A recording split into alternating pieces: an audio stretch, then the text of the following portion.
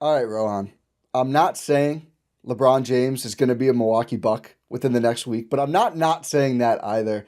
Welcome back to the Eurostat podcast, kind of. So this was our GSPN free agency night of reaction pod, which we didn't put out. We recorded with the phenomenal Jordan Treske because I'm already almost done editing, and we bickered about it on the end of the pod. I'm like, I think there's even more coming. We already got Prince live. I was like, I think there's gonna be something else. I really do. I had to go anyway, so it was fake bickering. But after we're all done, and I'm tucking myself in for the night, Gary Trent Jr., 2 years, $7.5 million deal, which is, we were kind of exploring before the pod, his non-bird deal. So not any part of their MLE. So to recap quickly, they signed Trent to this. They signed Taurean Prince to probably the same, frankly, because we were a little confused with that number two. Could have been the exact same machination. His is slightly higher because he's had more years, so his minimum was higher. And then Kevin Porter Jr. to the biannual 2 year. The MLE is untouched. The MLE is untouched. And the LeBron bit, to explain before people get too like, what the hell is that? Two clutch clients taking, I would say, below market, maybe market for Taurean Prince, but certainly below market for Gary Trent Jr., given what else has happened, to come play in Milwaukee with fellow clutch client Chris Livingston. Not yet waived. Not yet waived. Maybe won't be waived. We'll see what happens the rest of this summer. Rohan, you're always the guy who I feel like is like, oh, LeBron to the Bucks, Kevin Durant to the Bucks. How excited are you that I came in here with the MKE energy this morning?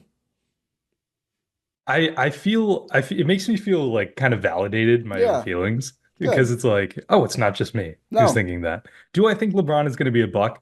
Probably not. Do I no. think it's a possibility? Yeah. Do do I think it's likely? No. So let's So here's the thing. do the absurdity You first. It would have to be a Dame trade, right? They have no other way to get the salary there. no, buy him out. I Buy just him out. And then he signs for the mid-level. I can't imagine LeBron actually. I don't think he'd want to be bought out ever. I No, mean, I I think would it's take fine. it. I would take it. We'll talk about dominating and some other options with the mid level. What the Bucks are cooking, we don't know yet. Is the short answer. We'll probably find out 5 minutes after we stop recording, and I'm about to upload this episode, and we'll just do another addendum on the front of it. But I agree with you. I don't think LeBron is actually coming. It is a fun bit though to run with the clutch MKE connection, which is strengthening 1/5 of the roster, maybe more if they don't fill it. Clutch clients, depending on Chris Livingston. Yeah, Is it's Bogley up it's clutch? that'd be really funny if he was. I thought I That'd be remembered somebody really else funny. too. I But think he here's the thing, is. like about is he actually? Hold on. There's no way. Hold on. No, XL. There's Never mind. no Never way. mind. That would have been Okay, pretty okay. I funny. was gonna say there's no No, way. sorry to I know, disrespect I James know Clutch, Dunleavy of Excel. I know Clutch has really been expanding and getting a foothold in the league over the last couple of years. But if they're getting mega players, that's awesome. It would be great if it was, they like it's always like Rich and somebody else. It'd be great if it was just Rich Paul on Bogolyub. Like I went to the Adele concert in Serbia just to scout this guy myself. I'm all in on Bogolyub. That's my anyway. That's not the case. But but Gary Trent Jr., I think we should talk Yes, about yes, Gary. yes, yes. Sorry. When I saw that the Shams tweet, I was like, here's my first thought. I was like, 2 years, $17.5 million. Yeah. That's a really good deal. Yeah. That's a really good deal. Good for the Bucks for getting that done with Gary. And then I look closer and I'm like, huh? What? This is absurd, right? This Yeah. is absolutely absurd. Yeah. I mean, Luke Kennard got 1 year, 11 million. Put it in perspective. Gary Trent Jr. is better Kevin at Porter everything. Jr. got the biannual. Yeah, that part is a little strange as well. I will say I don't really get how that math comes together. I mean, I Here's the guess thing. point Here's guard's a my bigger theory. need for the Bucks.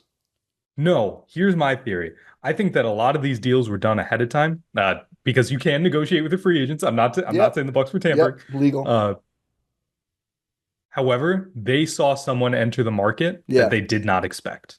yeah, And then and they're like, okay, we have a path to getting one of these players. And I we're going to totally talk about agree. them, those Yeah, some of those players in this episode. Like, yep, don't worry. Like this yep, episode is going to be relevant. yeah.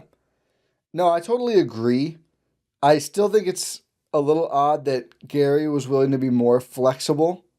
I guess Gary's probably had more earnings than KPJ? I don't know. I don't know if that factors in at all. Oh yeah, he's made $60 million in his career. I thought KPJ had one big deal, but maybe not. I Houston, don't think he I did. I think can I thought check. he did with Houston, but maybe it was still the rookie deal. I could be wrong. Um, Whichever, they're all doing fine compared to average folks anyway. But that's always the funny thing. Oh, what a steal! 7 mil for play basketball for 2 years, but it is. I mean, in the context of the NBA, it's an absurd deal. My first thought, similar to yours but slightly different. I was like, oh, 7.5 per year for 2 years, a little less even than the Jim Ozarski of the Milwaukee Journal Sentinel range he kept reporting, which was like 8 to 10 mil of the MLE. Something's cooking. Also, Big Jim, as we affectionately refer to him here, did put I don't apparently the Bucks have a Discord. This shocked me. He's just like in there posting in the Bucks official Discord of like they're doing something big. I was so flummoxed by this. Like people thought my reaction to just the fact that exists and happens was He should funny. do it in the GSPN I Discord. know that's what I said. He's in a Discord, but not ours. I guess I would guess the Bucks Discord has 10 billion amount of users, but that's okay. I like our Hey, users. get us to that number. Maybe GSPN.info, our not. top page. I think we're good actually. Maybe we could have like 10 more good ones and then call it. We don't need we can have unlimited listeners. We don't need unlimited Discord users. There's a relationship there. Put an end to that I did. real I quick. did. I sure did.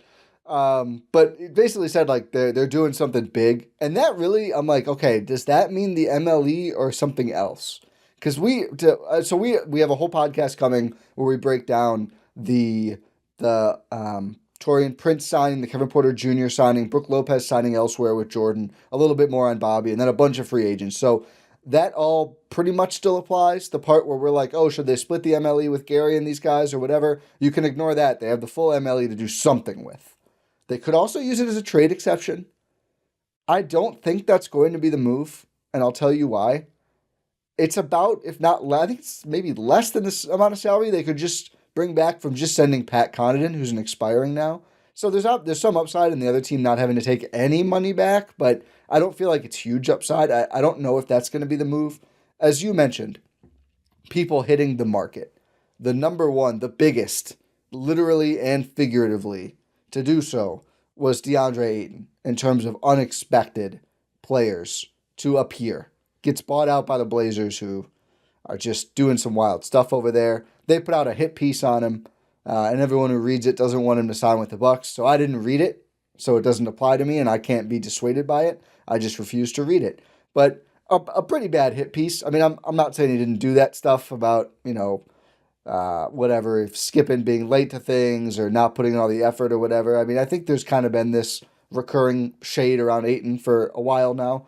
We talked a bit about it on the rest of the pod, which you'll hear. I would still take him though.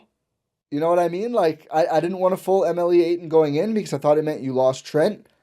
I guess at this point though, it's kind of like all profit. No, you got all your important. I mean, we'd like to see Rollins and Sims back. You don't need the MLE for them, so whatever. Frankly, sorry to those guys. It's kind of all like, all right, you got KPJ, you got Prince, and most importantly, you got Gary. Whatever other free agent they sign, even if they quote unquote overpay to get them in, you're adding more talent to the team we weren't sure we were going to see last night. 100%. 100%. You're kind of solving one of the things we talked about, which is, are the Bucks just going to be running it back? They need to do something else. They need to take a big swing.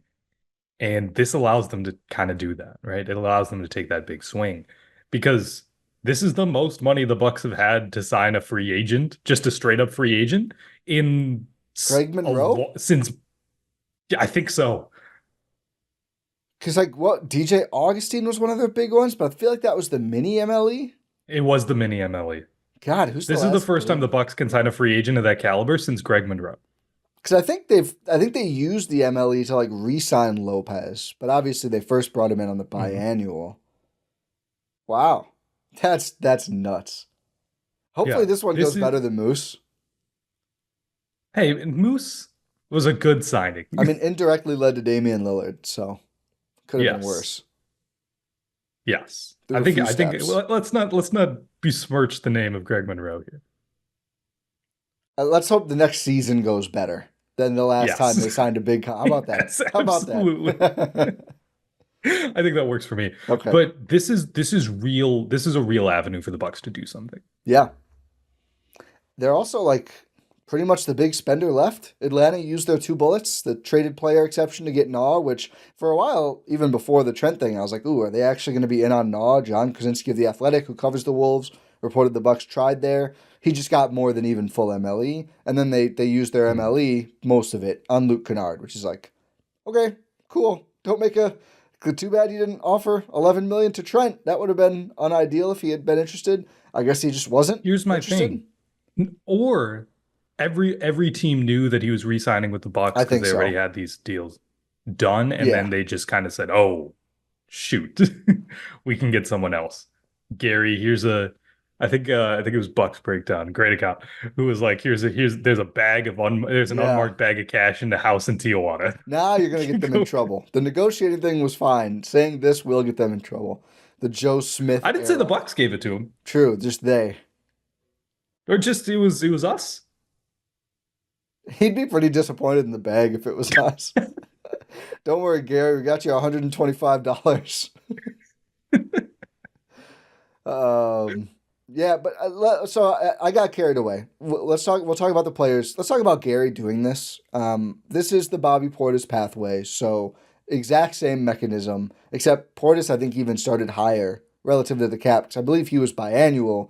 Gary vet min and now doing pretty much what's his non-bird. So that means, and I didn't fully understand this, he can make 120 mil of what he 120% of what he made last year or of his vet minimum. So I think Prince also probably did the same thing, making more than their vet min if they signed elsewhere to sign with the Bucks. The reason all of these deals, these two, I should say, and Porter Jr. have the player options, which we all find very funny, but it's a real thing. They get some security. Like if something went horrible, right? If they got hurt or something, they can opt in and have more guaranteed money for their lives. But if things go relatively well, they can opt out and not just hit free agency again, but hit free agency with the Bucks having their non-bird rights, or sorry, early bird rights, which means they can sign them to 8-figure annual deals next summer.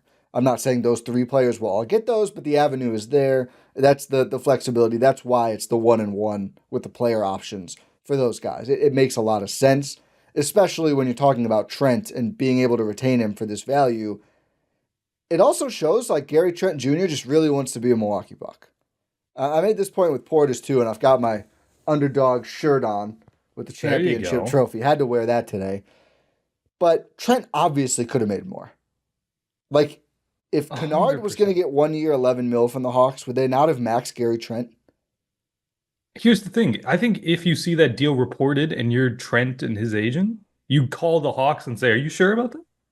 I Unless you're just like, I actually just want to be a Buck, and that's clearly it. That's clearly. I No, mean, that's what I'm saying. Like he had options, yeah, even if there was like a, everyone assumed he was going back to the Bucks yeah, and all that. yeah. I mean, There this was came still out an avenue after for him to everything leave, and he else. didn't. 100%. I Yeah. mean, the Nuggets, I think, have their full MLE. I think Gary Trent Jr. would look damn good starting at the two guard for the Nuggets, right? Like, a lot of options out there for him. I also think, after thinking that and thinking, wow, that's so cool that the Bucks still have this pull, even when many want to report them as left for dead and, without any options this summer, which clearly that's not the case. For the, seventh summer in a row, when it's, oh, Bucks have no assets, they can't do anything, they literally always find a way to do something. And then every year, like clockwork, they're not going to do anything. They're doing something. My next thought though was, how much of this is Dame? That I would say connection? a lot of it is Dame. Yeah. A lot of it is Dame. That connection is still super strong, I assume. Mm-hmm. And maybe him and Giannis have a good connection now. Like they play really well together. We've seen that this entire season, or last season. Yeah. He recognizes where he is, where he could be, and where, like if he just punts, if he thinks of it as a punt year, he can ball out and make a massive bag next year. Yeah.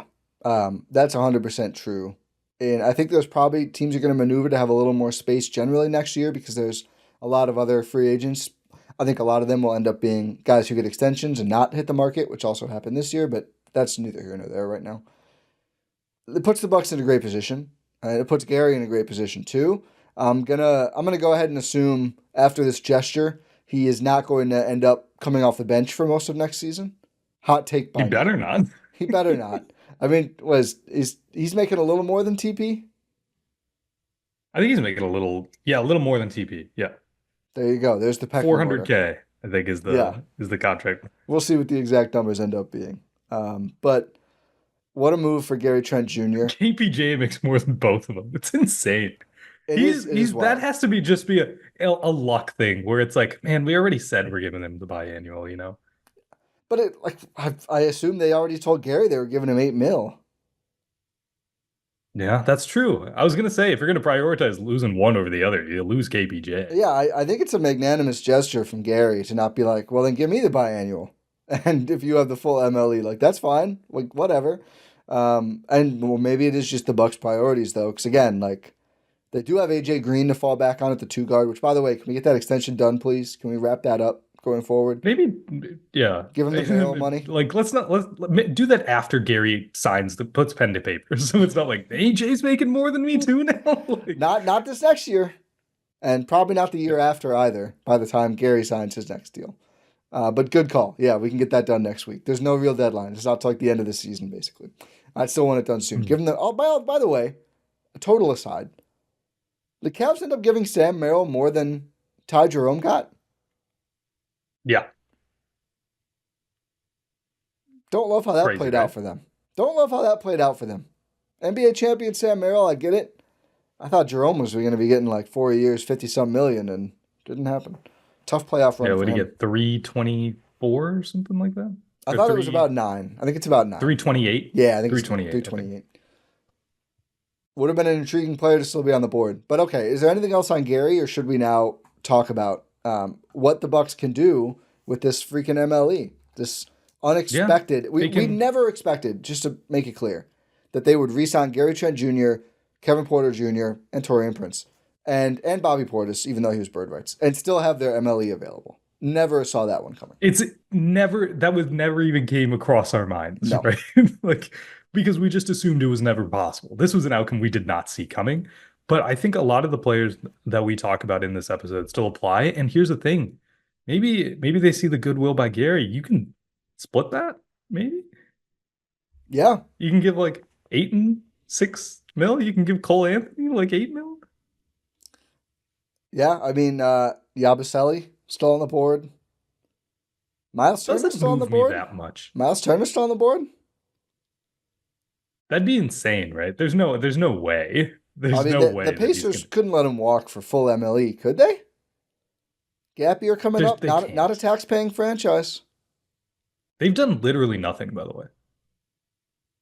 Yeah, I mean they're gapping it up harder. They had more of their team under contract though, so There's not, no way they let him walk for I full wouldn't MLE. think so. I would not think so. Schroeder has yet to sign. It'd be really funny though. It'd That be that awesome. that one I think is worth exploring. I know that the Kings thing's been out there for Schroeder, and they're now looking at a sign and trade where Malik Monk would go back for some reason. Why? You just don't want They just Malik want Monk off Monk. anymore? But still, that hasn't done yet. To just Schroeder go, oh wait, the Bucks will give me the same money, play with Giannis instead of maybe Sabonis. Do we know if Sabonis is going to be there? And Levine and DeRozan. Do I want to go to Bulls West, or do I want to go play with Giannis? Interesting question for Schroeder. I think Ayton is more likely. I've heard buzz about Ayton. I won't say a report. I think Fisher said it. I've heard some other things too. Not that it's done by any means, but I've just heard like, look at Milwaukee for Ayton. And this didn't Yeah. make a lot of sense We to thought us it was just a previously. we thought it was a done deal with the Lakers, but then it just didn't get done. And now the Bucks do this. Yeah. And it's like you can start to connect the puzzle pieces. I will say another name that I don't know just because he has a kind of a weird history with the Bucks. There was LeBron? what? LeBron? Yeah, LeBron. I did see Gambo for the Suns guy previously report that Beal's just not going to be on the roster next year. If they don't trade him, they would buy him out. Bradley Beal on the full MLE. I mean, you have a lot of 2 guards then, but that is a level of shot making they just don't have on the roster right now in the half court.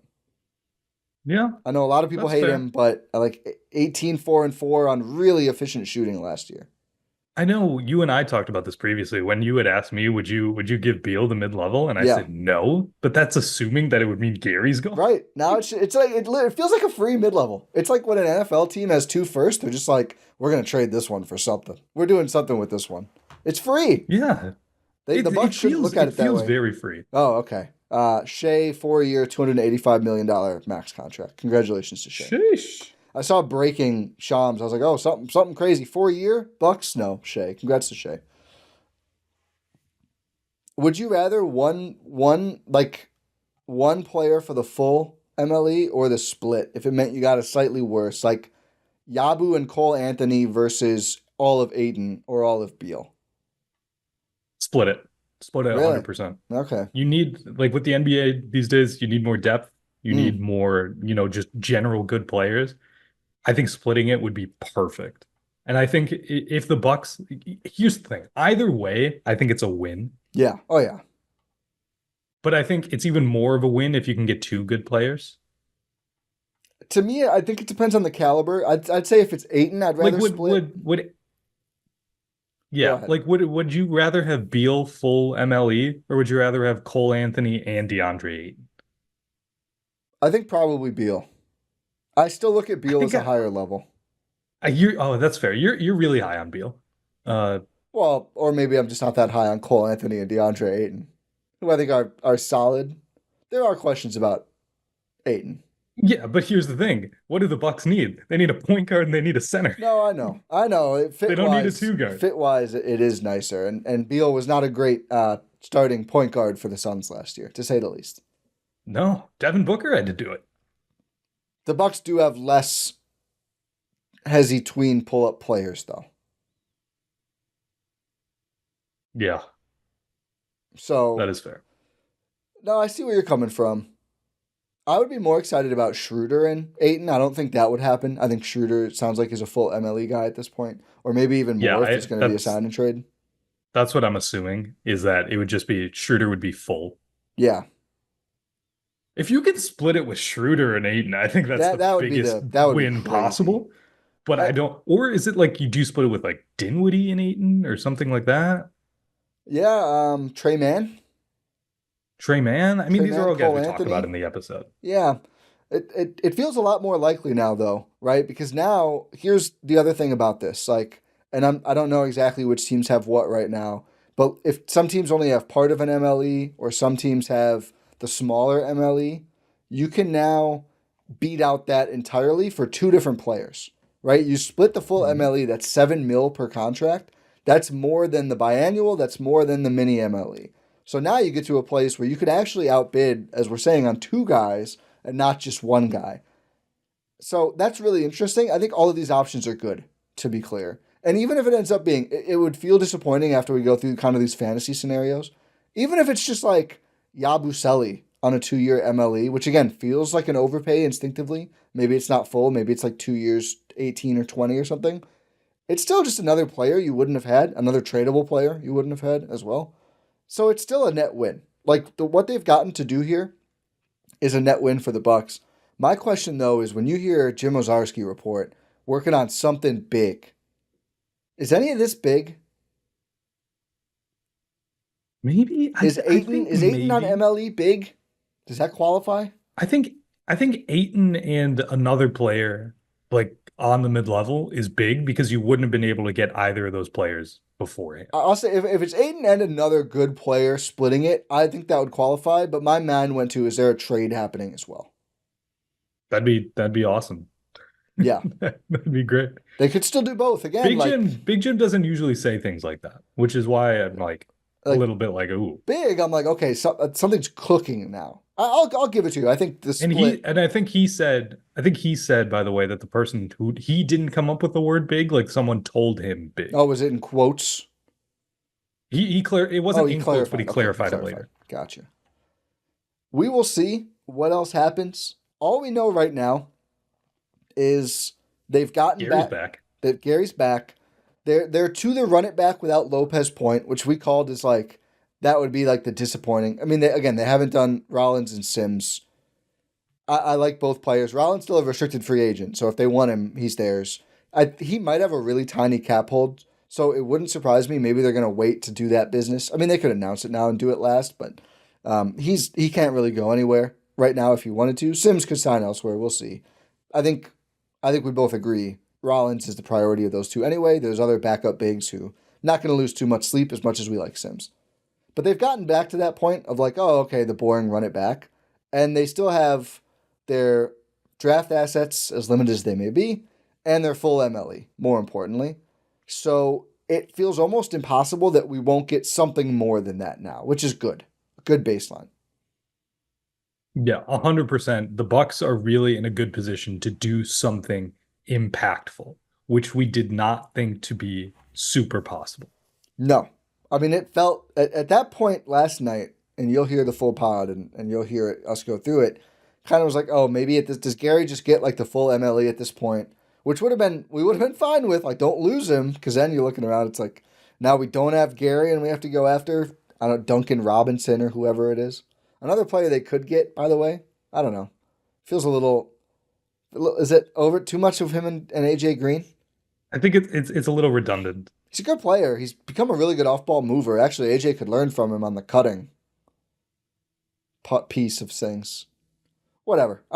Some players out there, but losing Gary and then just bringing in another player, that doesn't feel good. And you're bidding for those players. No chance you get them, or no guarantee you get them. This is an interesting spot. They could go almost anywhere. Would prefer probably not a two guard. I think Beal's the exception, just because I think he's a higher level than any of these guys, or a power forward. But center, small forward, point guard. Let's see what they can do. Any other thoughts here? For what it's worth, LeBron James. For what it's worth, on Spotrac's website where they say who's signed and who's available, they do have Dennis Schroeder as available. They haven't converted him to. Until there's a number, you can't. Or like until it's signed, right? He hasn't agreed to anything. It just keeps being talked about.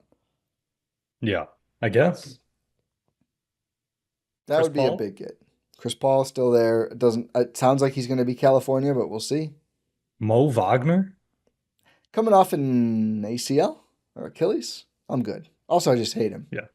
Not good enough for me to get over the hatred. Chris Paul's barely. I think Giannis hates him. Yeah, he does. He for sure does. Amir Coffey, your guy.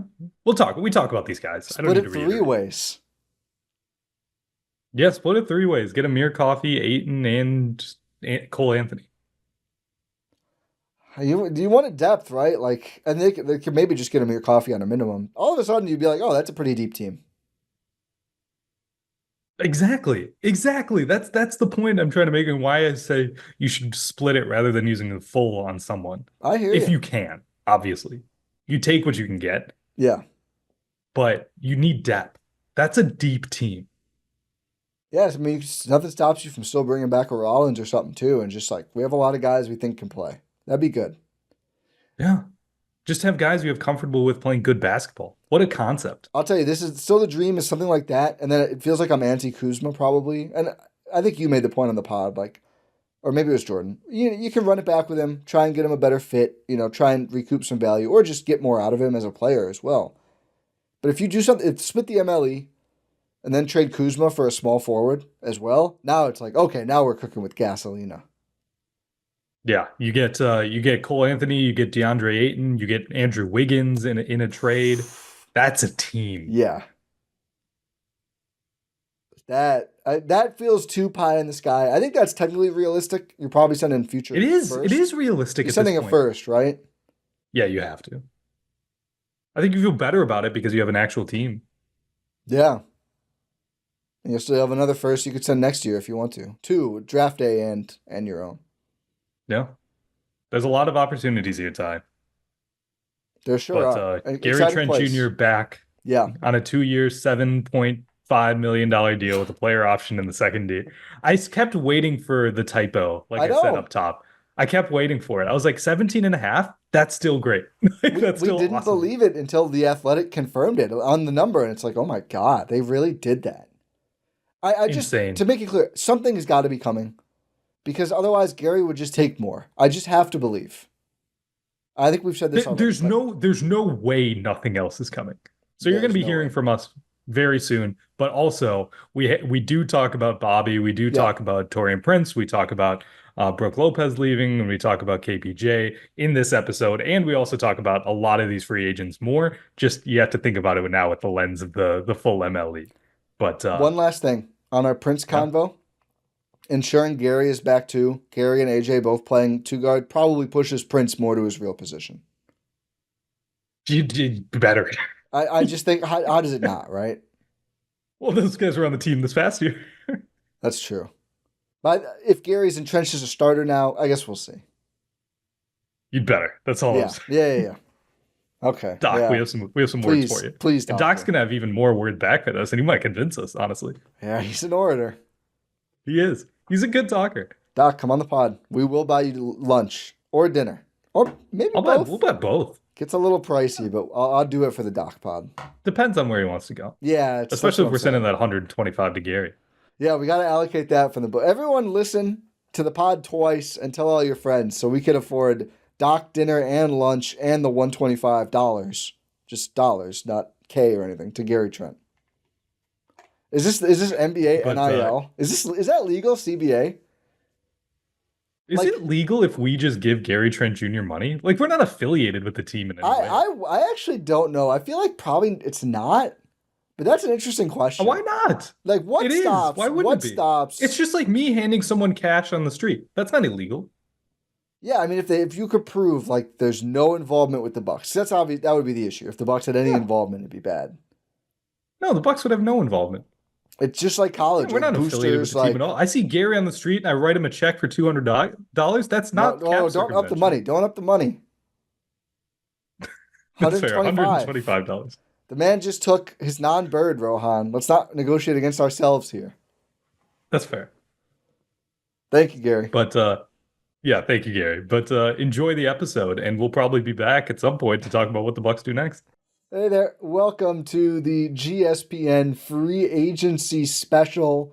We learned from last year we did not go live at 5 to break down the Svi Mihailuk contract guarantee and nothing else for the first however many minutes. I'm Ty Windisch, joined by a smorgasbord of us. Rohan, Katti, Jordan Treske, all here breaking it down. The Bucks have made one signing so far today. They have lost one player so far today. I think there's going to be more while we do this podcast. Rohan does not. We're going to start this off.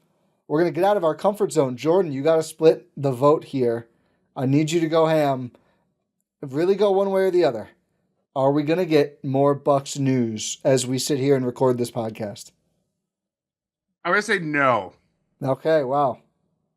The odds are stacked against me. I like Get it. outvoted, Ty. I feel good about that. It's like the Bucks. Whenever people think the Bucks are going to be bad, I feel like they're kind of good. Whenever the consensus is high on the Bucks, it doesn't seem to work out for them. The two moves, Kevin Porter Jr., and I'm going to take a victory lap here before I even announce this, because I saw ESPN's Shams Charania report 2 years, $11 million, and instantly said, that's a little too high to be biannual, that number. I bet this could be the biannual, though, and it's just an exaggerated number. Lo and behold, Fred Katz of The Athletic confirms later on Kevin Porter Jr. is coming back on a 2-year, $10.5-ish million contract, which is reportedly, per Fred Katz, not per Bobby Marks. We have a whole little ESPN The Athletic war going on right now for some weird reason. But it's either the biannual or part of the mid-level exception. Kevin Porter Jr. is back, probably to be the starting point guard for the 25-26 Milwaukee Bucks. We'll see. I mean, that's not a wildly high contract. As of right now, let's put it that way. As of right now, certainly, because he's the only one. I have a fun point guard option I want to talk about later. No, well, we can do I that. also too. Oh, that'll be fun then. Let's do the business first, and then we can do what we want to see. Because I think, despite the doom and gloom taking hold already, because it's been 3 hours and the Bucks haven't filled their whole roster yet, there are, I think, a lot of interesting moves still out there to be made, whether it's free agents or trades. But Rohan, start with you first. Sakuda, as the nickname you love and cherish so much, is back for another year or two. It's a player option, I should say, 2 years player option, the year two. What were your thoughts on the deal when first announced, and did it change at all when it was clarified that it was the biannual? Well, it was a fun like 15 minutes of us trying to figure out if it was the biannual or not. I think it was you and me, Jordan, going back and forth in our chat asking like, wait, is this the biannual? I'm like, Wait, no, it's too high. Wait, actually, it just might be just over-reported. And then we got confirmation from Fred Katz, as Ty was mentioning. My thoughts are just kind of, it's fine. It's okay. Like I don't hate it. I wasn't like thinking it's a priority for the Bucks and John Horst to say like, you know what, first thing we need to do is bring back Kevin Porter Jr. That's what I would never have said that. But if it's the biannual, you're not really dipping into that mid-level, still waiting to see what happens with Gary Trent Jr. We'll talk about that later. But you have that a full mid-level available still. I think it's fine. I think the real issue would have been if you're trying to split that MLE with Gary and KPJ, you start to get a little iffy there. You don't want to make sure that Gary stays over KPJ.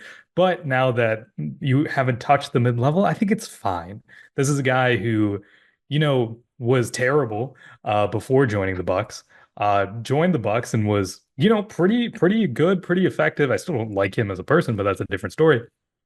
And then the playoffs come and you immediately see him fall off a cliff, like we had predicted was going to happen eventually.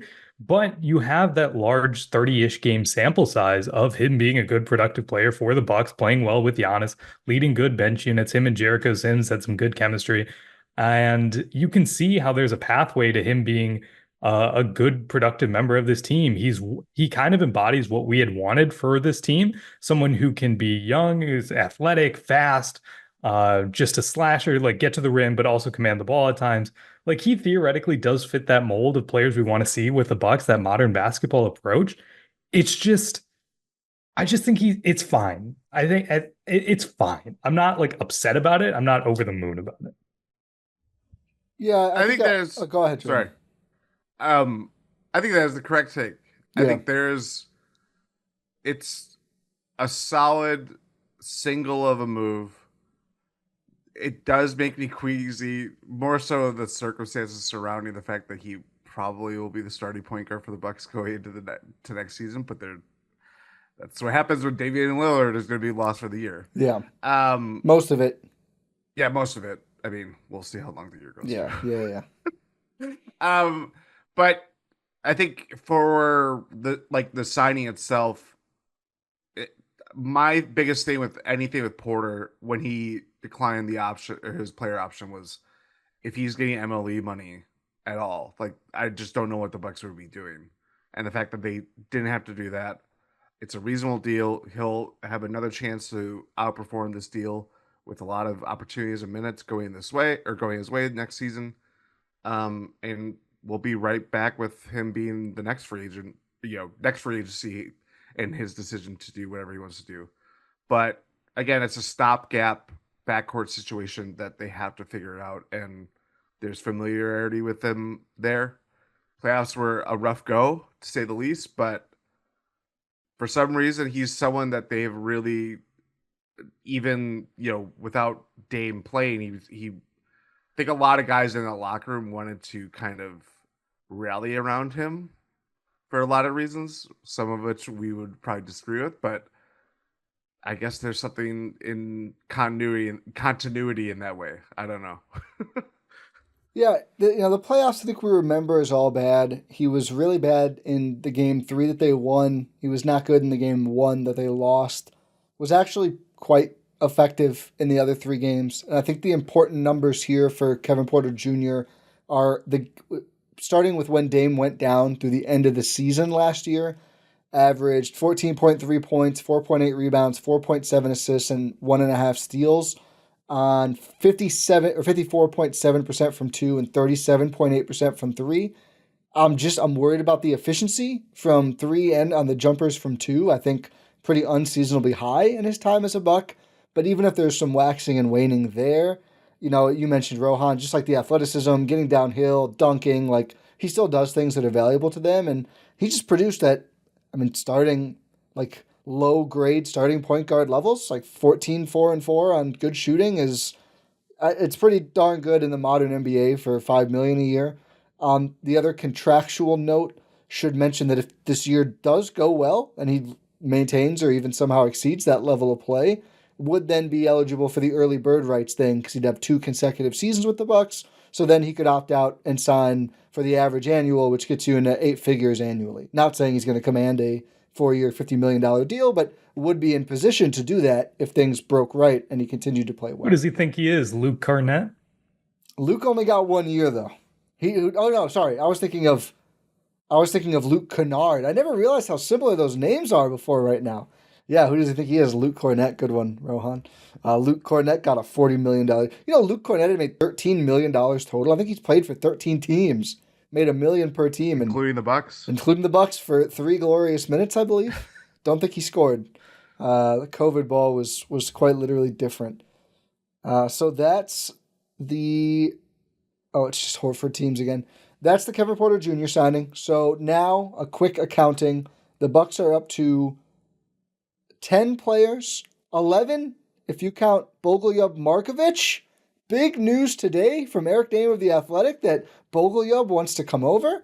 And the Bucks, who are maybe ducking the tax, which we can get into a little bit, it's not really that difficult of a duck for them. They could kind of just do the rest of their business and probably be under it.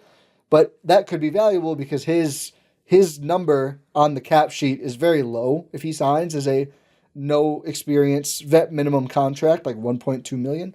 So it's 11 if you want to count Bogolyub. It's 10 without him, but about $168 million in salaries, $19 million below the tax, $27 million below the first apron. So as a reminder, they could also go into the season over the tax and then duck it by the deadline if they really wanted to. You don't have to do it before the season starts. If they are under the tax line 2 years in a row, they'll then dodge the repeater tax. I don't care this much about the money thing, but just so you're informed on maybe the Bucks' guiding number won't be the first apron, maybe it'll be the tax, whatever. They have a lot of room to operate, though. If they split that MLE in 2 pieces, they'll pretty much certainly be under it. They could get under it even if they give it all to Gary Trent Jr.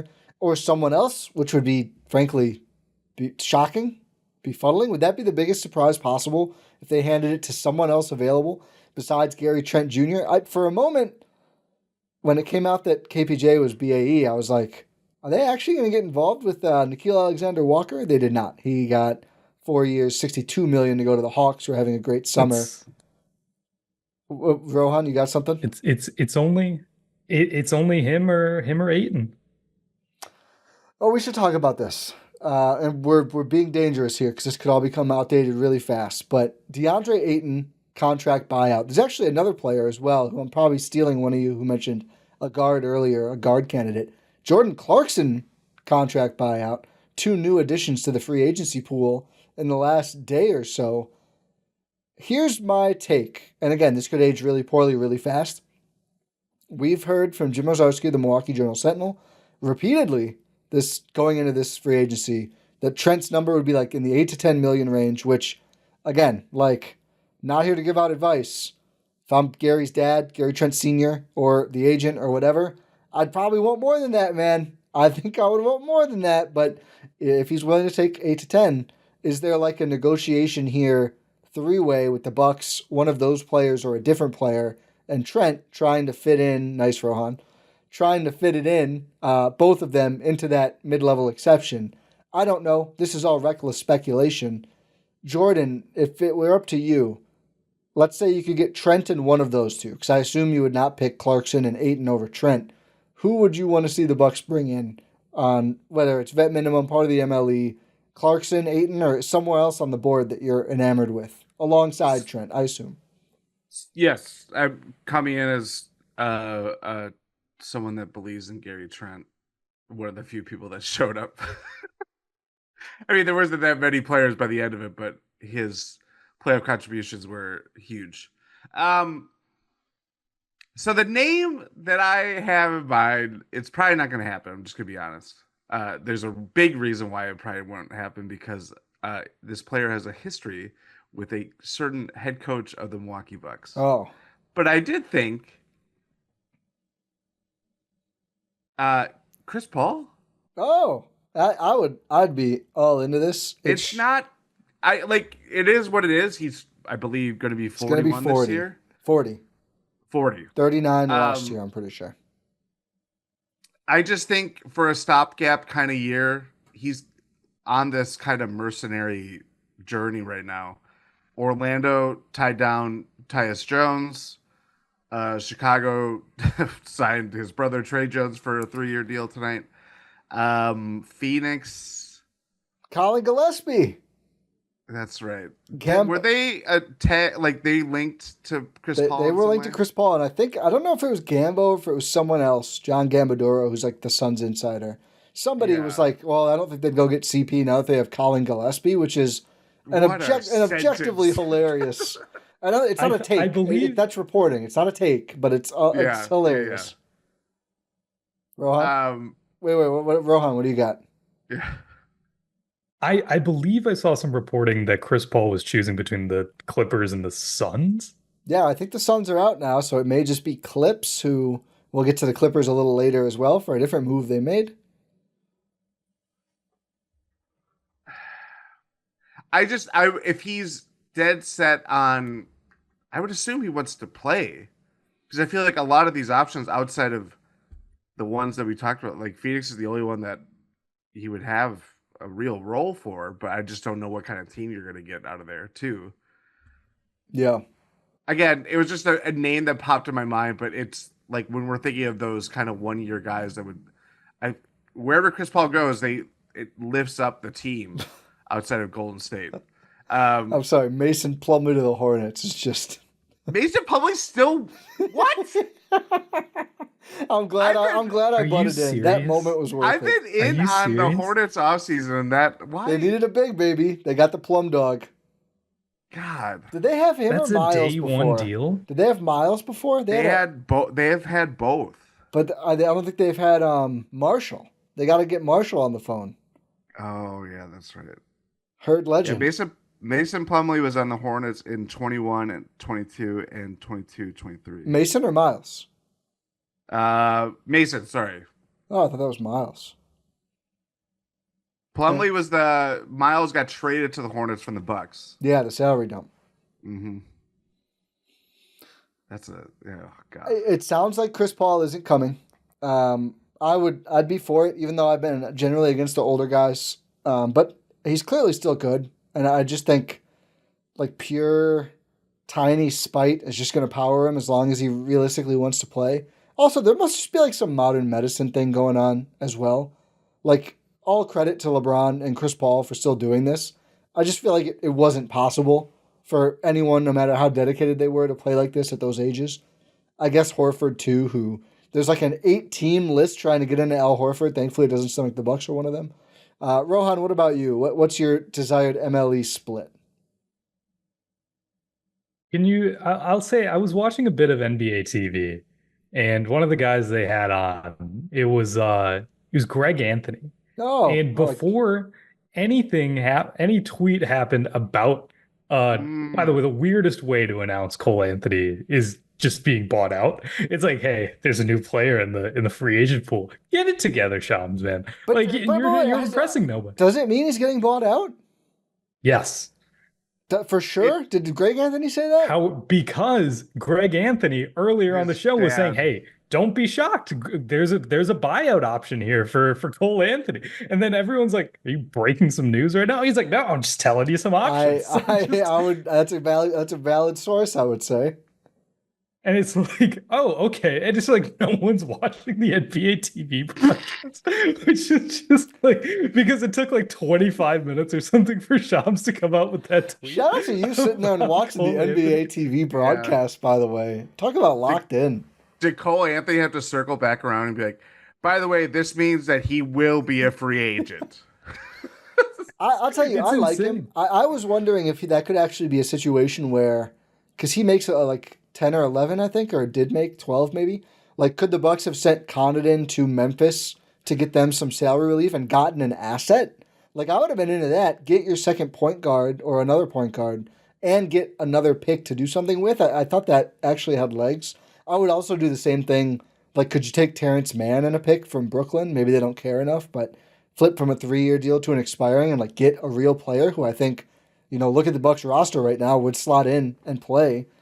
We'll see what happens there. I like Cole Anthony though. So that's you'd like to see him brought in, Rohan? Yeah, that's my other like addition to the free agent pool. When you said, "Oh, there's a guard that was bought out," and you're talking about, I was like, "Oh, he's gonna take my thing. He's gonna talk about Cole Anthony," and it's like Jordan Clarkson. I was like, "Oh yeah, he's just bad." I I don't think he's forgot about bad. him. I don't think I would take Jordan Clarkson on the right You know, deal. you had a rough last year. It's Utah. Yeah, I think the stink on Utah is just so He bad. was still productive. Yeah, and there's such a shine on Milwaukee these last couple of years. I mean, we're talking about fourth seed versus like 4 wins a month here. There are levels to this. Will Hardy just got his 32nd Employee of the Month at. I thought you were going to say it's 32nd year tacked onto his deal. Yeah, we got to keep Will Hardy. Every time they lose by 25 or more, they give another year to Will Hardy. Yeah, Ace Bailey is like, what? What a weird situation. What number am I wearing? What number am I wearing? Yeah, I learned more about that agent situation over the last few days, much like we all probably have, and it's been weird. Big Bucks Funny. update from our friends at BR. Giannis flexes his hardware. Greek freak silences doubters during free agency. He did this before free agency. I don't know if we had to share it now, but it was a cool post of what do you say? Underachieved my peach emoji.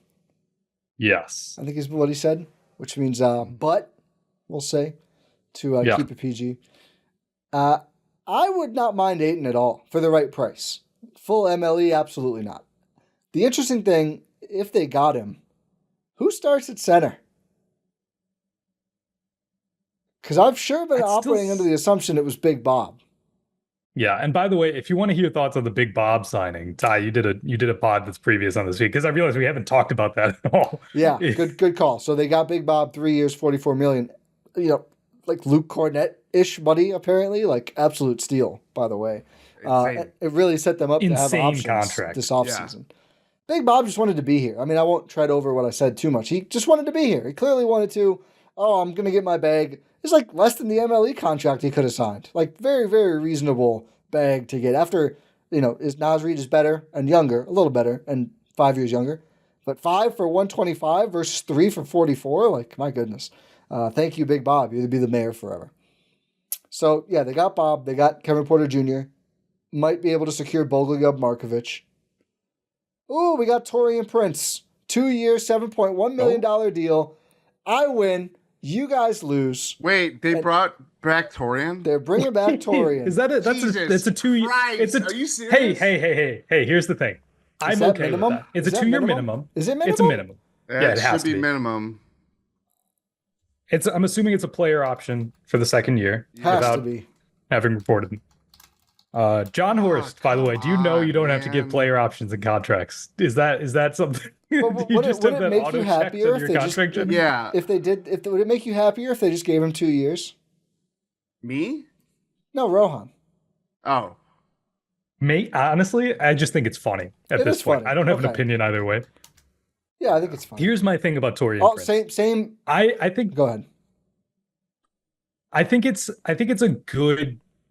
He's a good innings eater. That's been my thing this entire offseason. Play him in the right role. Don't have him be your starting shooting guard, and you're going to be okay.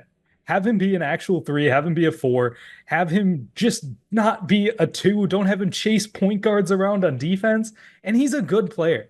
He had a seemingly disastrous second half of the season, and he was still a top 5 3-point shooter in the league.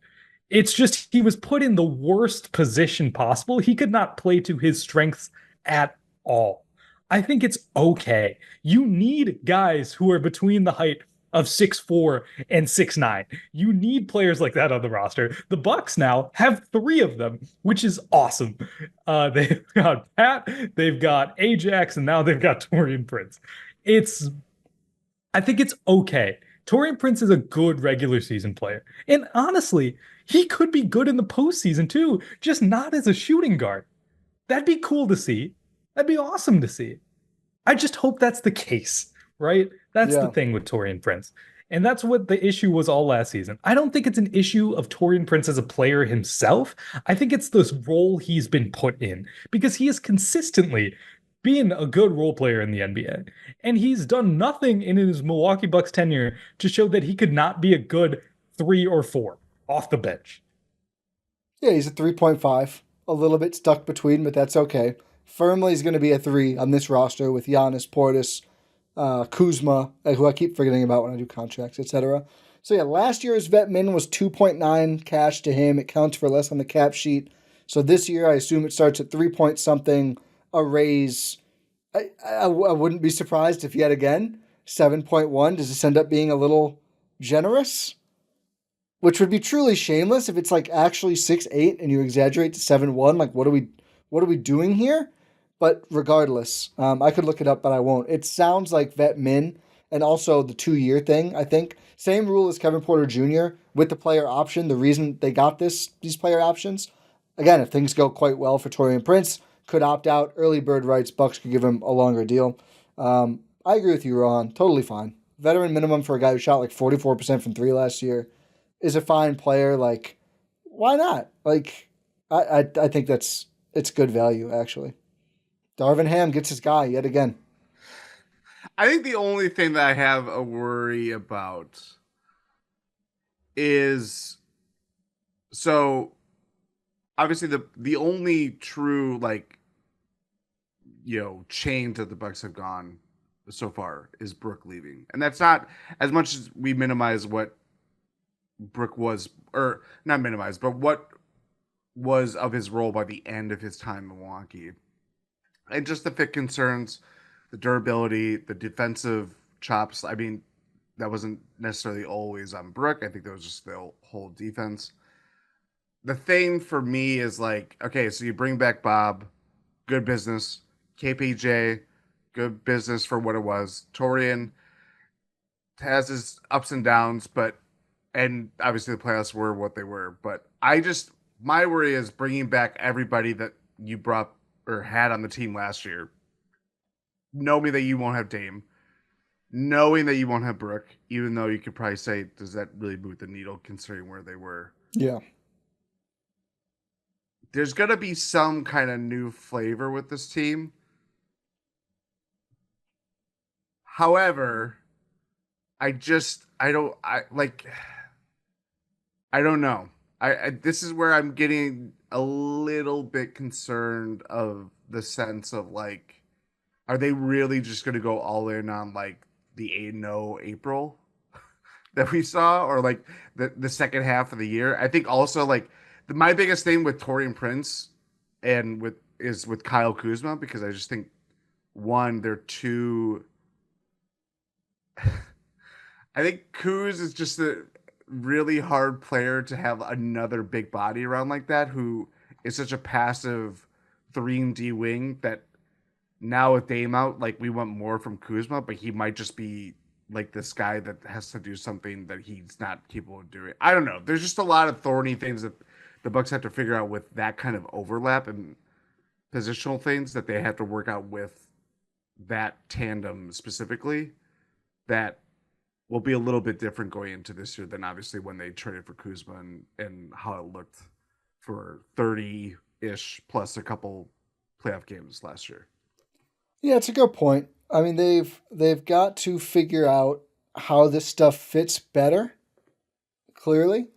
I wonder, does everyone just size up a position, and does that help almost every player on the roster? With Brook Lopez signed with the Clippers for 2 years. Kind of buried the lead on that one. It's in the crown, though. You know, Bob is now basically, let's call him your center. We'll see what happens with Ayton or anyone else. I assume he'll start almost regardless. I think if they signed Ayton for $5 million or whatever, I think Bob would still start. I think the Bob-Giannis combo was quite good for them down the stretch. So then Giannis is kind of playing more 5 by default. Bobby is a 5. That opens up some minutes as backup 4 for Kuzma, where it was kind of Portis playing more there. I think Bobby's kind of shifting up a half a position. And does that then open up the 3 where Kuzma was there a lot? So then Prince can play more of the 3. You've got your 2s and Trent, or hopefully Trent. You've got Green, and we'll see if they get Trent. And then KPJ at the 1.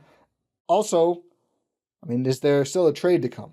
I mean, I think to your point, Jordan, if what they do is just like from here, bring back Trent, bring back Rollins, bring back Sims, it's like, okay, that's really just like, oh, we're going to try this 8-game winning streak thing. And, you know, that the group was good in the playoffs too, but I don't know if you have the firepower necessarily.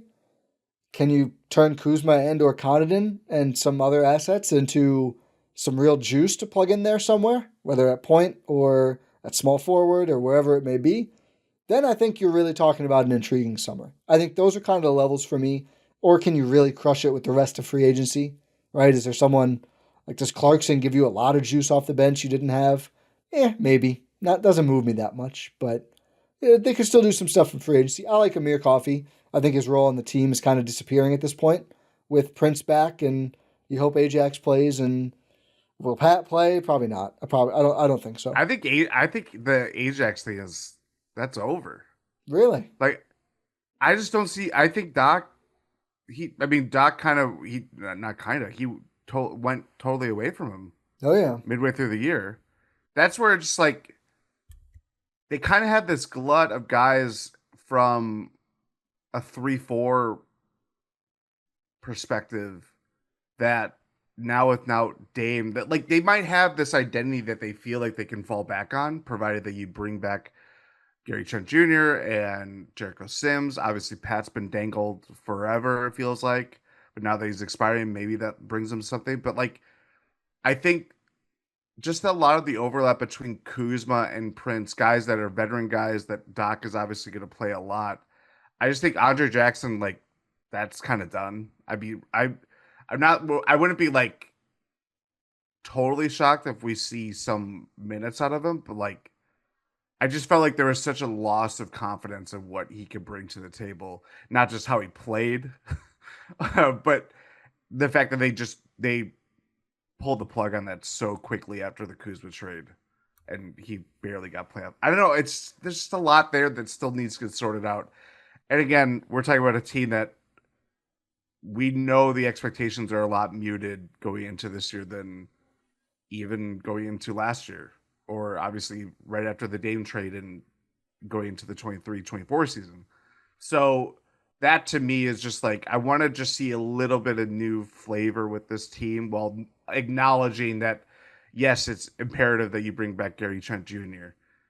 And then we'll see what happens elsewhere in any other type of consequential moves, if they can make any. Well said. We will see if anything else breaks. We will talk about Brook Lopez and what else we see the Bucks doing, as they are now up to 11 players. I'll stop counting Bogolyub, as much as I hope he does sign a contract, and we do see him this year. 11 players with still a ton of room in salary, because this does appear to me to be a minimum, and they count very little against your cap sheet. So a fine piece of business. Is it starting to feel a little too run-backy? Maybe it is, but again, like, I think a trade could be the great equalizer that really helps put this team in a better direction. We will see if one materializes or not. What we can always guarantee is that you will have a great time with our pals at Prize Picks, the #1 daily fantasy sports outlet where you can turn your sports hot takes into cold, hard cash, from hot to cold. I was going to make a joke there about a different brand. I don't think I should say any brand names, though, but hot to cold can be a good thing to do to relax, and that's a great thing about Prize Picks. You can just pull it up, go through all the sports, whether it's baseball, basketball, soccer, tennis, the hot dog eating contest. We got the hot dog eating contest on here. You think Joey Chestnut's going to do more than 71.75 dogs? I didn't know they'd break it into more than a half, to be honest with you. I didn't know how deep it went here. You think Jeffrey Esper? What do you think, Rohan? Jeffrey Esper, 50.25 dogs. Esper, how many dogs do you think G here is putting down? Jeff Esper, the financier? Oh, man. Rohan, what do you think? Let's move to James Webb. I got Joey Chestnut. I got Joey Chestnut more than. More than? So you think Joey's putting down 72 dogs in the hot dog eating contest? I think I might fade. He's got to take back his belt. Might go less than Patrick Bertoletti, 50.75 dogs. I'm not sure he's got that dog in him. We've also got basketball. I'm looking at, I could go Demon Time, Kelsey Mitchell, more than 2.5 threes made. Nafisa Collier, MVP, more than 23 points. I always like that as well.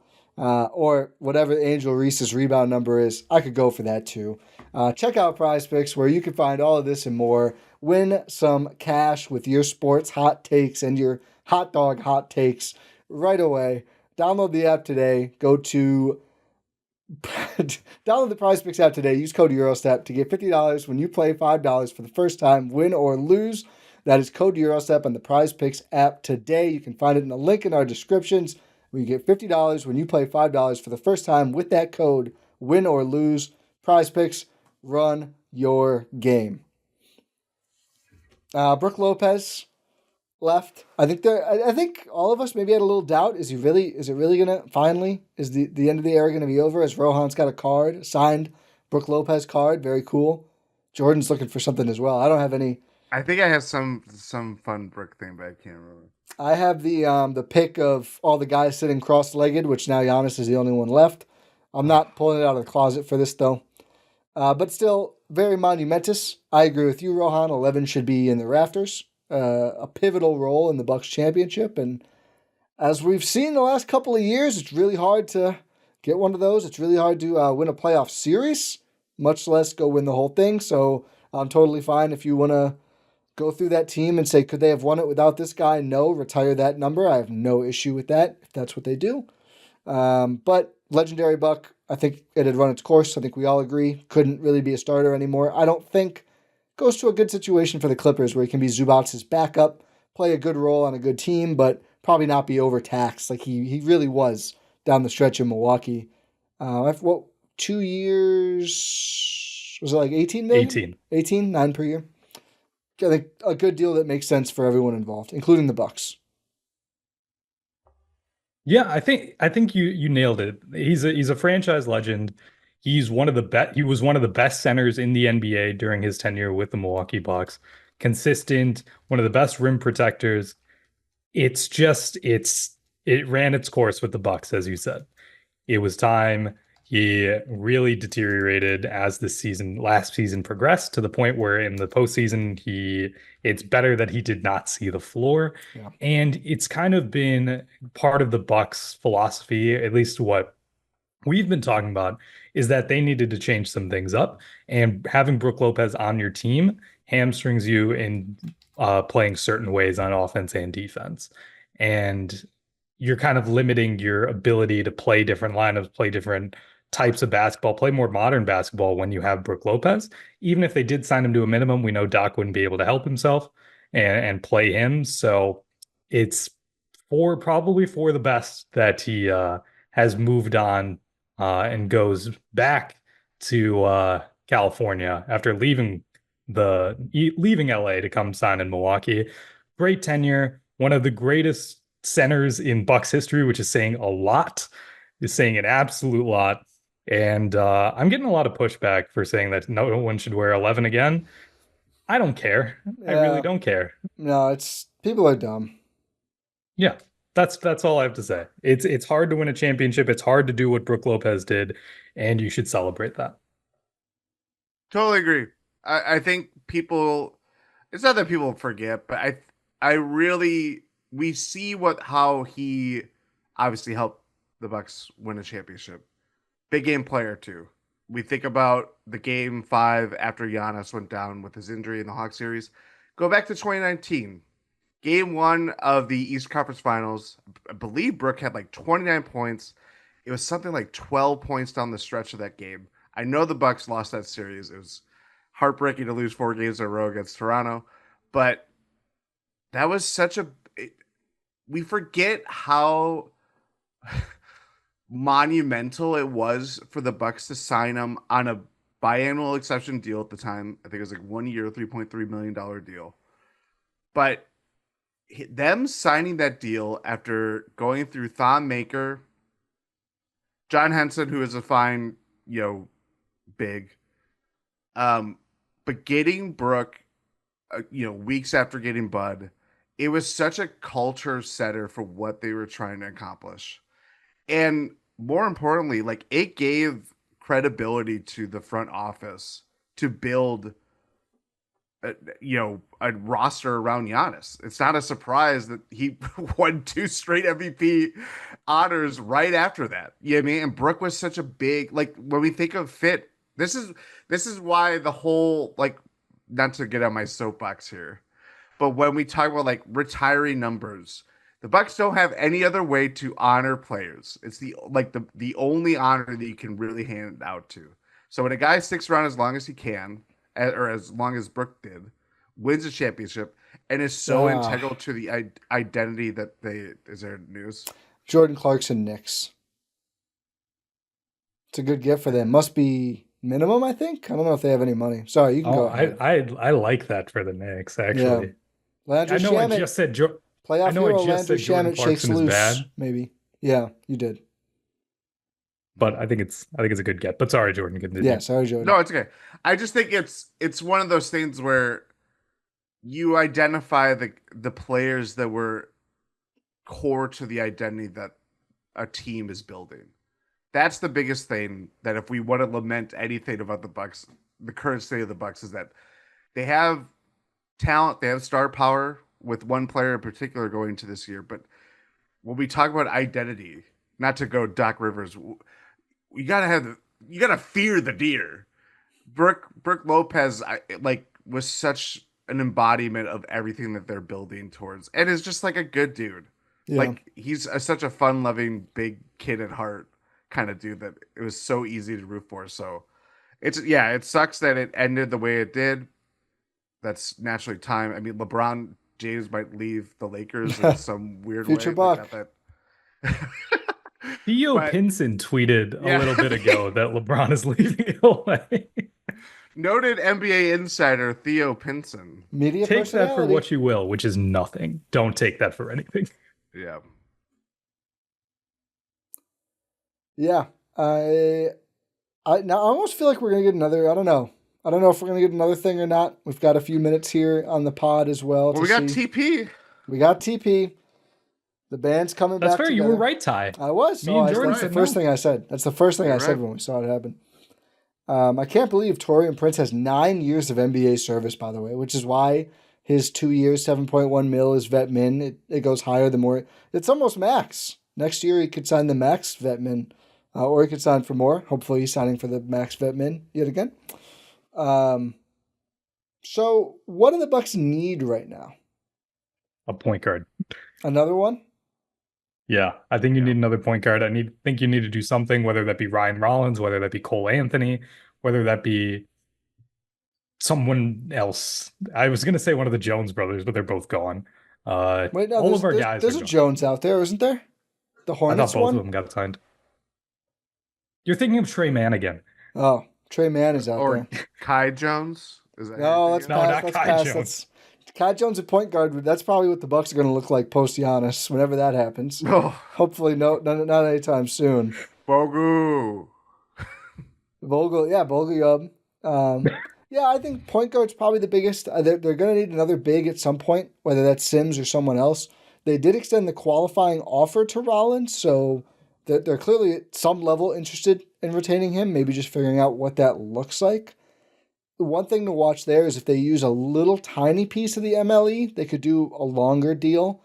If they just use, they have early bird, so never mind. They wouldn't even need to use the MLE to get a longer deal there. Forget I said that. Actually, maybe they would. Maybe early bird is capped at 2 years as well.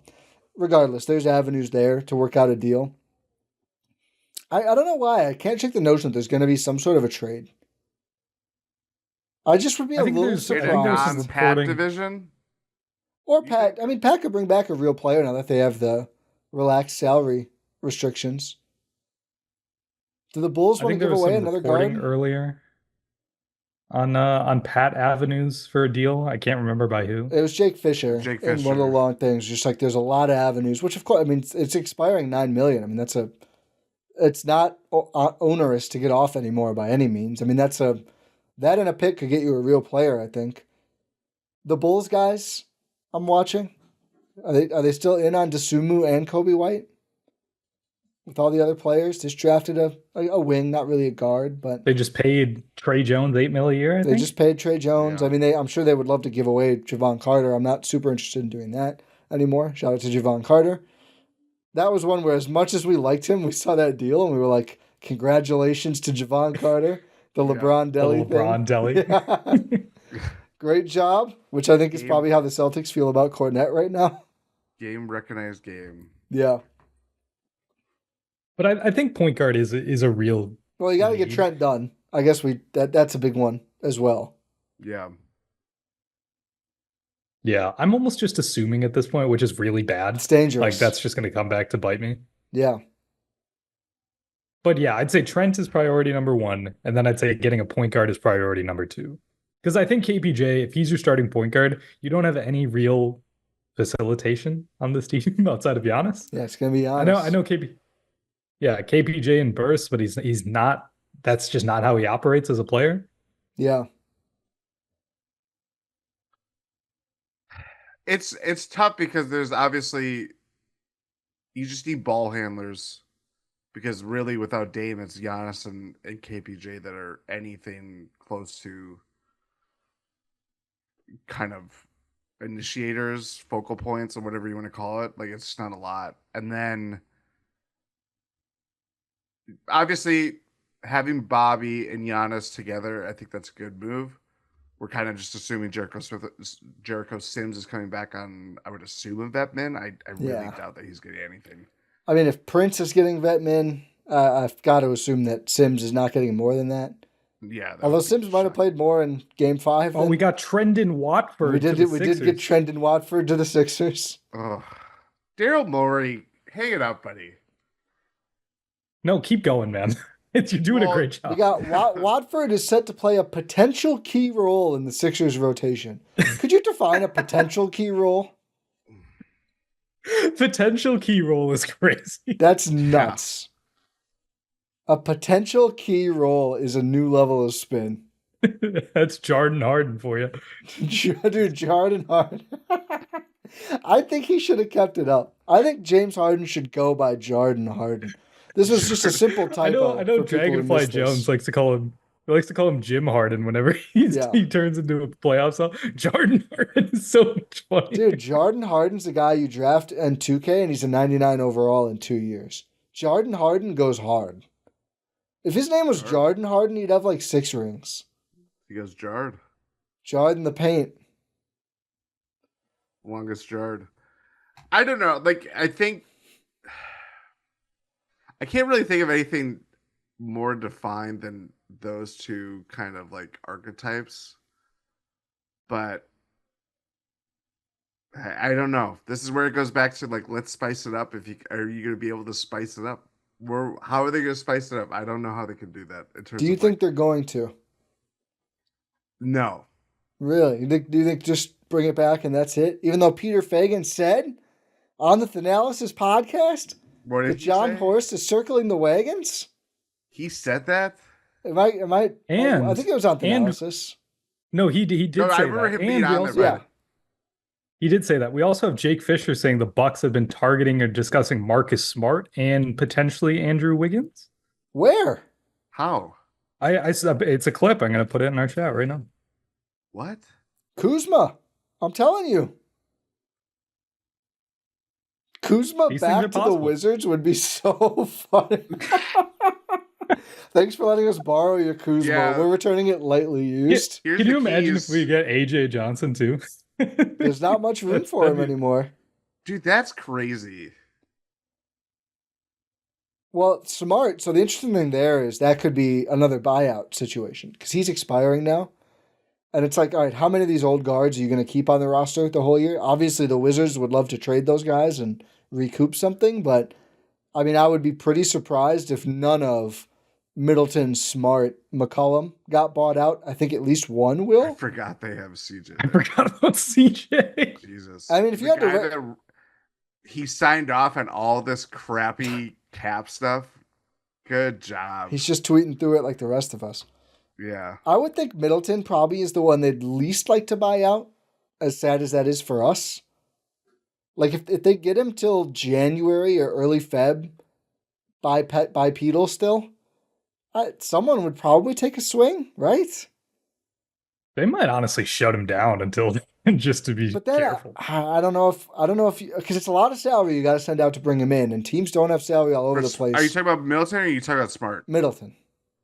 Yeah, I mean that's such a big ship, like trade ship that they still probably want to be bad, but like I mean, they're not going to play him a lot. I'm not saying they're going to run him 30 minutes a game. You know, he's probably going to play like 14 and never a back-to-back, of course. But I don't know if I could see someone trading for him. I really don't. As much as I like Chris, it's just a lot of money. I don't know who has that money laying around. Someone probably does. I mean, I guess the Bucks would gladly send Kyle Kuzma and Pat. Yeah. Marcus Smart is also making $21.5 million this season, or going into this season. Yeah, and I think he's expiring, right? So that's all he's got left. He's expired, yes, you're correct. If you trade Kuz for him, you open up a lot of money the next year. You obviously have to attach something. I've joked about this before. Do the Wizards want the rest of the Bucks 2024 draft? Do we need to open up some room for Bogley up here? I'm not sure if I'm interested in that, frankly. A buyout, though? Marcus Smart for free? Yeah, absolutely. I'll take the shot. That'd be interesting. And maybe it's what's remaining of the MLE after Gary signs. The Wiggins piece is really interesting to me now. I said no to it so many times when it would have been like a Chris for Wiggins thing. But I just think we talk about the lack of threes on this roster, except for now Taurean Prince. Wiggins sliding in at the 3. I'm into that if it's Kuz going out. I mean, it was like proposed as a sign and trade thing. They're pretty much out of that business now. Unless even if they did some sort of like made the Brook thing a sign and trade, that number is just not big enough to help them do very much. It would be interesting for Wiggins. I think he kind of does, like you're saying, fill that hole at the 3. You just feel a lot better if you have to slot him in at the 3 than Kuzma. I mean, it's just fit-wise, and I think just player-wise, too.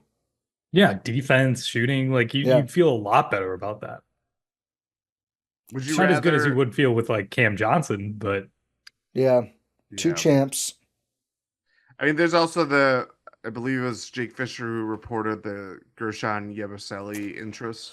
Yeah, and Spurs were a team that was linked to Yabusele, and I'm sure they probably have still like some cap space or ways to sign him, but this is where like the Bucks have a lot of irons and a lot of fires. Yeah. And it's just a matter of one, like if we're operating under the assumption and the reporting of they want to not be in the luxury tax this year. That's where the run it back plan is going to be really not deflating, but it's just like there's a certain complacency that I think we would understand, but you'd also be annoyed by it. You know what I mean? Like there's that kind of bargain that we're all dealing with. If the offseason is, we had Bogoljub Markovic, I'm just going to keep saying the name every pod because I enjoy saying it. It rolls right off the tongue. There's like a fun like yeah, Bogoljub it might be iambic pentameter, but you add him, you lose Brook Lopez, and then everything else is the same, but Dame's out most of the year.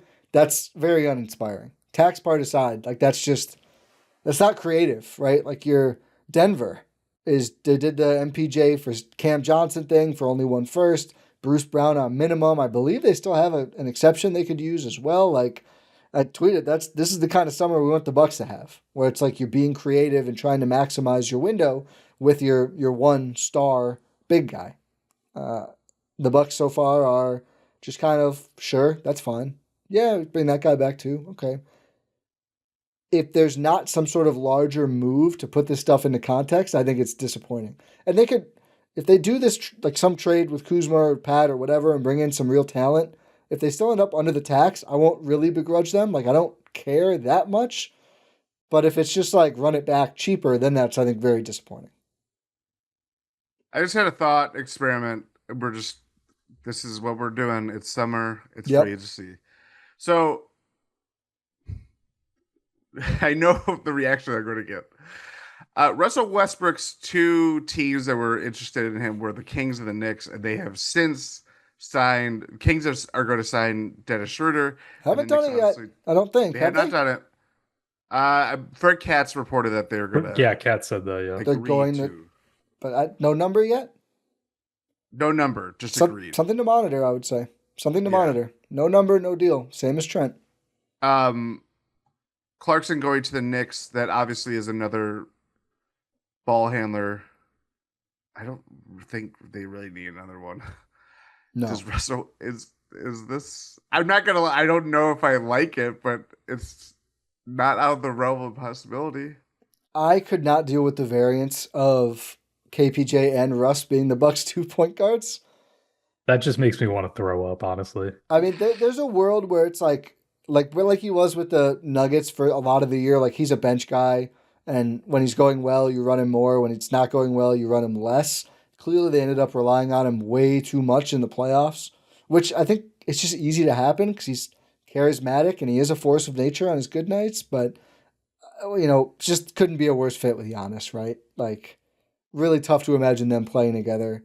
I didn't think it was going to work with Jokic, but Jokic at least gives you more spacing and more movement. He's just so malleable. Yeah. That's the thing. Like, I mean, it's not he's a better player than Giannis. They're both really good. It's basketball works in different ways when you have strong linked players like that. But that's where any sort of possibility of them working together is the fact that Jokic can just do almost everything. And Giannis, it still needs to be defined as good as he is. Like, the thing is that Giannis is really Russell Westbrook, just in a 6'11" body and, this long freakish arms and wingspan and everything like that. And actually became a jump shooter who you didn't cringe at as much. Shockingly. Yes. Yeah. There's actually Giannis has had more growth as a shooter than Russell Westbrook has had in 16 years. Wild how old some of these guys are. Mm-hmm. I know. It's nuts. I think that they're gonna do something of, like, whether it's just the activity of free agency movement, or if it is like, it would be on the level of bringing in someone like DeAndre Ayton or Wiggins. I think Ayton has more untapped potential, but I don't think he's going to realize it, to be clear. I'm not like Ayton's going to become the guy that, they picked him first overall. Like, I know, he's just like, I mean, his goal was to get the second contract, and he did it. But now I think his new goal... It'll be contract year, Ayton. I mean, his new goal might be to, like, get another big contract, and I think the Bucks could help him do that. But even, like, Ayton at 75% of his potential or whatever, given, like, if you just define what he can do as a basketball player and his physical gifts, incredible. So even him not realizing it all is, like, it's still probably better than, like, Thomas Bryant, even if Thomas Bryant is getting 95% of it, getting there, boxing out on LeBron's record-setting shot or whatever. Ayton's probably still just more valuable if you can get him for cheap. I mean, we talked about trade, like, would you trade Kuzma and Pat for him? If you could just get him for basically nothing as your backup center, I'd definitely be into that. More than the Russ thing, I would say. The thing to me, I think, with Ayton is that the whole biggest thing of, like, committing to a new idea defensively with the Bucks. You moved on from a pillar in Brook Lopez, who, for the last couple of years was maligned in his defensive fit, but I would argue that was just because the Bucks had, little to no perimeter defense in front of him to kind of cover his ability to just protect the rim and contest every shot manageable. If that was the case with Brook Lopez, I think a guy like Ayton, who can put up numbers once salary numbers going into next year, I just think defensively, like, we are thinking of when the Bucks played them in the finals in 21, like, that was, like, the best DeAndre Ayton year. Yeah. I really, like, when Giannis figured out Ayton in that series, he's not been the same player. And to me, that is such, like, for someone who was already talked about as, like, I can remember that draft of being, like, obviously it was the Luka draft and everything, like, that year, him going number one and it just being like, he has this potential. He's a 7-foot guy. the Suns were always going to believe in the big over someone like Luka, but like I just worry about the fit that what that could be, especially knowing that like this team is not well suited to. They already struggle with a guy like Brook who can hit threes and can protect the rim. Aiden is still he's not even where Brook is in that those departments, right? No, I think he'd be more of like he's rim running. He's got like some little post up game. Like that's why I think you're just playing him bench minutes. Like I just think he's a bench player who comes in because he produces like kind of by himself in a way that the other, I mean Bob does of course, but the Bucks centers don't really do. I just think he's the caliber of player he is when you look at the other centers still on the board. There's just I mean, if the Lakers don't get this done, if the Lakers don't get this done, like what are we doing, man? What are you doing, I should say? I'm gonna go through the available board, just throw some names out. Either of you stop me if you're interested in this player in terms of the Bucks. They're not getting Miles Turner. I think the Pacers are getting Miles Turner. Hasn't been done yet. No. I know they're not. Tim Hardaway Jr., kind of a nice year with the Pistons. Probably too much of a two guard if you're bringing back Trent too. Yeah, are we doing this in the context of bringing back Trent? Yeah, I mean, you wouldn't rather have THJ, right? So no, but I think he is the safety, a safety if Gary Trent is signed elsewhere. Yeah, and then maybe just AJ bumps up to be a starter. Schroeder we kind of covered already. Bagley, kind of like just there's a lot of guys in the Sims bucket for me. He's one of them. Sure, whatever. Probably rather have Sims. I'll get to more interesting ones now. I won't go through the whole list. I was going to say, you really started off with a bang. Trey Lyles? Do they have too many of these guys already? I think they do. Maybe if there was a Kuzma for guard trade. They have a lot of three and a halves, as we talked about. Yeah. I think they have too many fours. What about... Yeah. That somewhere 3.5 fours. Could use some defenders. I assume Rollins is back. Does the mitten interest anyone on like a vet min? Gary Payton? I'd take maybe him over Rollins. Really? I don't trust the body. No, yeah, I was gonna say his body has kind of given up on him. Misses also, a lot of time. I see a little bit better fit with Rollins than GP2. Rollins does things offensively. GP2 defensive menace, but I don't know if he clears the other guys enough. Yeah. Precious Achua back up big? More than Sims? So we just not care enough about that spot? I don't care enough. Okay. My guy Amir Coffey. Eric Namehead is a vet min candidate. I don't know how much he plays. I guess he'd be... Now that TP is back? Yeah. Might be a little small for that spot too. I don't mind it. You kind of need he's more of a kind of like a slashing, driving guard, right? He's not really... Shoots it kind of well. But yeah, I think he gives you a little more dynamism. I wouldn't mind that. Especially as a 2-3. Like, you kind of need something like that. Spencer Dinwiddie? If you want a more veteran guard option. I don't hate it. Now that the other options have kind of dried up. I think I'd still probably rather just have Rollins, though. Rollins, I think at least there's still some room to grow. Yeah. I think Dinwiddie's on the other way. Okay, here's another. I'm getting into some more fun ones now. This is just sorted by salary, not goodness. Dante Exum? I would have preferred if they didn't re-sign KPJ. Yeah. Exum? Yeah, I liked Exum as a flyer. I still like him as a flyer. Yeah, him or Fultz. Fultz would be fun.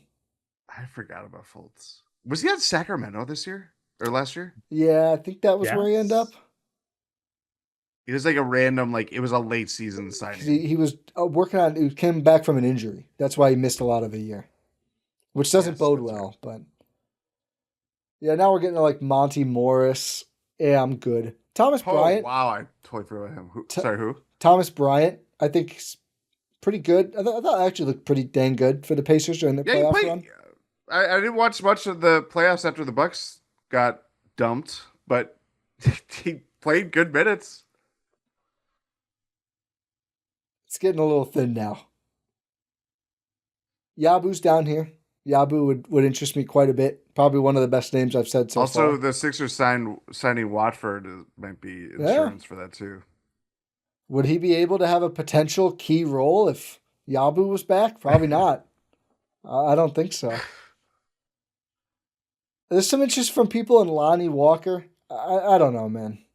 He got his chance back in the NBA and didn't do much with it. Got a couple of them, I think, and also just too much of a two guard again, right? Yeah, that's the overlap. You don't need that. I'll tell you one guy who maybe you could size up just enough and just really moved me in like 2 playoff games. I'd buy in on Shamet here. He just looked awesome. He was like a modern wing player that was really good for them. DeLon Wright. It wasn't the same. DeLon stole the inbounds and missed the layup like 3 different times. At least Shamet was banging some threes. Shamet has an elite skill. So funny. He just kept doing it. He's like, I got the inbound. Like Zach Lowe was like, oh, you got to call it McConnell when TJ McConnell steals the inbound. For DeLon, it's a DeLon Wright if you steal the inbound and then like airball the layup at the rim. Shaman has an elite skill. Yeah. And that's obviously going to keep him in line with being in the NBA, but I wouldn't mind it. I like Jared Butler at the point. Not sure he's better than Rollins. If Rollins isn't back for some reason. Now we're getting to kind of like random young guys. Brandon Boston, interesting Pelicans guy as a flyer. Jeremiah Robinson Earl. Any Jeremiah Robinson Earl enjoyers in here? A little JRE. I think I'm losing you guys. Marjan Beauchamp. Who? Marjan Beauchamp? Marjan Beauchamp available? Buddy. Unrestricted? Oh, man. I'm going to say no on that one. You might find a good overseas deal. I think so. I think he's going to light up Barcelona or Greece a couple times per year. Barcelona might be reaching a bit. Yeah, I included or Greece, 2 options there. Elfrid Payton? Again, it's like, what's Cole Anthony doing? I think he's the best one of all of these guys, right? Yeah. Elfrid just comes in, gets like randomly averages 15 assists on 2 10 days and is gone again. One of the weird NBA Pelicans. He's a 10-day guy. But I think it's been like 3 years in a row where he just shows up and he's like, oh, I'm now leading the league in assists. Goodbye. Yeah. It's just very random. Yeah, we're down to Chuma Okeke and David Roddy now. Yeah, that's it. I think the priority is one, get Gary done. I think we've been kind of waiting to see if we can get Gary on this podcast, and I'm starting to doubt it. It doesn't seem like it. We will see if I'm correct, if they're working out the 3-way split here, or if something worse is happening. I will say that the optimistic thing on Gary is just zero buzz anywhere else. I don't think his name has come up at all in any of the slop. And the Clutch already did a Bucks deal. Yeah. Yes. I think that's really key. Clutch representing Gary Trent Jr. and Taurean Jones Prince. is reporting that league sources tell The Athletic that it appears Gershon Yabusele will not return to the Philadelphia Sixers next season. Yeah, we all saw that Trendon was going to be a potential key player. Potential key role, yeah. Yeah, so we all knew that. Thanks, Toby. If you read it, but thanks, Tony. Yeah, and Fisher clarifies Capella sign and trade. It's not a fun Cam Whitmore thing. It's a 2031 second-round pick swap in cash. Sign and trades never end up being as explosive as people think. What if I could ask a question? Oh, what would qualify for you both as spicing up this offseason with obviously trade Kuzma? Is it that? I mean, I think that's it. Like, that's the biggest move you can do now is trading Kyle Kuzma. Well, it's not the biggest. It is the biggest move. Yeah. No. Ty. What? You said could, not should. Yeah. I think there's 2 bigger. Put that in. There's 2 guys who make $54 million on the roster. Yeah, but Dame's not getting traded. The Suns want out of the Beal thing real bad. I don't think that's going to happen. I don't think either side would also. Well, Do you think the Bucks want in on the Beal? I know you think they do. no, I don't. know. I think they would want a player who can play the games, as most teams do. And I think Phoenix is wanting a certain player to not play the games for them, and they just can't get rid of him. I think Beal would say no, and the Bucks would probably say no, to be clear. I think Phoenix might say no. I don't think they would, to be honest with you. I think to Really? get the anchor off their neck, they would take Dame out for most of the year. Yeah. They also don't have any point guards. They're getting a contract extension from Devin Booker. Hey, $75 they million got a Colin year. Gillespie. Yeah, they got CGI. LeBron. It's okay. We got this guy Colin Gillespie. Such a good meme, dude. It's so good. Cowherd's I don't like Cowherd, but that's really funny. Dude, I turned on a Cowherd Russillo pod, and I was sitting there watching them talk about the mechanics of ESPN, and I was like, what kind of pipeline am I in here? What video comes up Yeah, next? how'd you get that recommended? I don't know what doing, video Ty? comes up next for me. I'll let you guys know, but I'm a little concerned. They got good SEO. Oh, Why man. are those two on a pod together? Who thought that was a good idea? Those two guys? Yeah, I That guess. was like ESPN's radio lineup. Well, they were like early dishing on. 2010s. They were like Yeah. dishing on, how media's changed. It's actually kind of interesting. Anyway, I don't think there's a podcast I would want to listen. No, there's a bunch of yeah. them. No, I think the ones you're Haynes thinking of. Briefs? Would you listen to Haynes Briefs? I do listen to him. I'm interested in property rights and squatters, so it was a Who's he compelling fighting narrative. to get out of his house next? Oh God. That's one of the, there's no reason to do that, right? Like, you can have that story, whatever. Sure. You don't have to put that as one of your hate briefs, man. It's NBA story, NBA story, NBA story. I fought some squatters. NBA story, NBA story. Like, The other thing, what it are you was doing? it was not brief at all. It was 15 minutes. That's not brief. Like, who do you think your audience is? Like, do you think they care? Do you think NBA? Yeah, we're NBA consumers, and we see that video drop. Like, did someone hack Chris Haynes' YouTube channel? That was my immediate reaction. I watched it on Twitter. I did watch it. It was okay. Good narrative. I'll give you two names. I'm keeping an eye on. Malik Beasley. No, I do not work for the district attorney, so that is not my purview. Hey, Terry Rozier's clear. The Heat fans are so mad. They're like, are you sure? They're sending in more evidence. RJ Barrett and DeMar DeRozan. A couple of eminently available players close enough to the Kuzma salary slot. I think I would be interested more in RJ Oh, yeah. than I mean, DeMar. From a youth 25 years old. Yeah. Like, that's, if you could somehow finagle your way into getting RJ Barrett, that'd be incredible. I don't think they want him on their team anymore. No. Who knows what Bobby Webster's going to do now that Masai's gone? Probably. I mean, do they not love Kuzma-shaped players? Is there any team in the league more who you're like, wow, 6'8", athlete, can't really shoot the rock? Sign me up? Let me at him. Project 6'7", they're calling it now? Project 6'9" didn't work, but maybe if they're shorter and worse, it'll work now? Don't tell Big Perk it's not going to work. Don't tell Big Perk anything, honestly. Does he know that like the nickname is the Six? Is that Yeah, Toronto's nickname? So is that why he said that they might be a 6 seed? I don't Like think so. Six seed. I don't dislike the DeRozan concept either. If you can just I'm just kind of gonna call get it him, concept. then absolutely, right? Like, why not? Again, like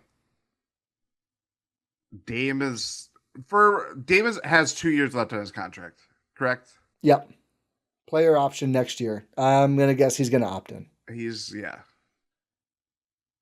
for the rest of his contract, and while he's in Milwaukee, like those are kind of gone. Like I know, like he'll be back in the last year of his deal, provided that he picks up his option. But that's gonna be still like first year back from injury.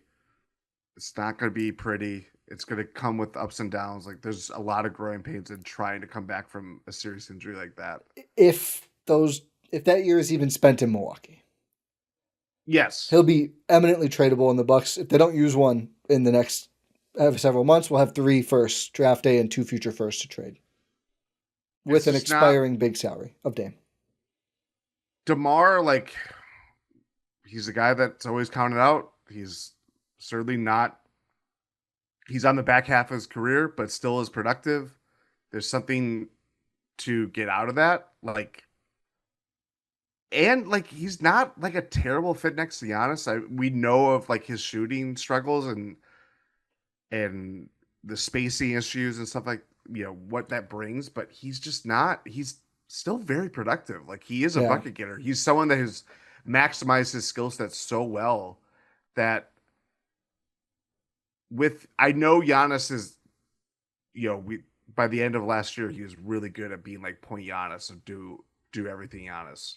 But you still need another ball handler and a guy that can kind of alleviate the workload for him.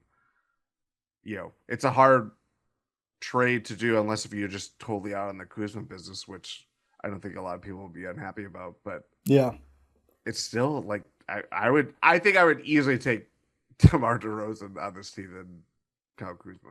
I mean, yeah, there's your starting 3, and I think his midders are probably deep enough that you could still space it out enough with Giannis. And I just think DeRozan Giannis pick and roll is just way better than anything they can run right now. Like it just gives you a level of competence in the half court they just don't seem to have at the moment. It's better than KPJ Giannis. Yeah. Like that we salivated like, oh, that's what it could look like with Giannis kind of screening and rolling when there were, you know, like opportunities came like that to him. But DeMar unlocks that ability that frankly we haven't seen since Chris is like fully healthy. Yeah, mid-range killers can work on this team. Barrett's less defined, but 25 lottery talent, third overall pick. I mean, I like buying in at a prospect low if you can, and I think is an even better fit with Dame. Like those two could certainly coexist. You know, I think Anthony Simons is available. I said, yeah, I just wouldn't. There's no way you can ever play him with Dame. I'm not interested in that. You know, DeRozan, maybe it's clunky, maybe it's not ideal, but they could play together. It's not untenable. So, Rohan, you shared in our chat a tweet from Woj in 2012. I can't even tell what he's saying here. Why exclamation point, which is what they called Yahoo sources. Yeah. Nets target Ersan Ilyasova, M dash. Plan B for Dwight Howard, 1 dash. Has 5-year, nearly $40 million offer to stay with Bucks. So the Nets were Nets target. So Ersan was a Nets target who they were saying is a plan B for Dwight Howard, has a 5-year, $40 million offer to stay with. So they're saying if we don't get Dwight, we want Ers. Yes. That was the Dwight. The Bucks that got him. Yeah. Or Dwight free agency, sorry. Yeah, not the Dwight man. Yeah. I'm glad we talked about that on the pod. Me too. Ty, you really think something's going to happen, don't you? Yeah, it's going to be right after we stop, but that's okay. Oh, man. Ty, what's your ideal day 2 of free agency? Trent done. And then one of these trades. It doesn't even have to be Kuzma for me. Pat and a pick swap for Kobe White. I don't know how they value any of their players in Chicago. Pat and a pick for Herb Jones. I don't know how they value any of their players in New Orleans right now. Something like that. I need to see a guy who you're like, okay, that guy and Giannis interest me if you just fill out the roster around them. I don't feel like Trent to me is just below that. I want Trent to be the third guy. Trent is the second guy. We saw it in the playoffs. 2 really good games. The rest kind of, I don't think he has that consistent level. Maybe if he just has more usage all year, he can get there. But I want to see a guy brought in. I mean, Herb Jones isn't lighting your world on fire offensively, but then you could lead into a more defensive identity at least. Yeah, just something where it makes you seem like, oh, the Bucks are trying something. Because Jordan was saying earlier, it feels very run it backy, and especially when we're talking about, you know, Ryan Rollins coming back, Gary Trent coming back, and it's like, oh, Jericho Sims for a minute. It's like, what have you done to this team? You know, it's like Brook Lopez, obviously big departure, and I think that's a big shift, but it's like, you need to do something. Yeah. Well, and it's I think for me, I know this is a point that Newmark has made. Always dangerous. Very dangerous. To start here, this is dangerous. But we know that the Bucks want to be competitive, not to be like doom and gloom, ESPN-y about all this stuff. But you want to be competitive. You want to.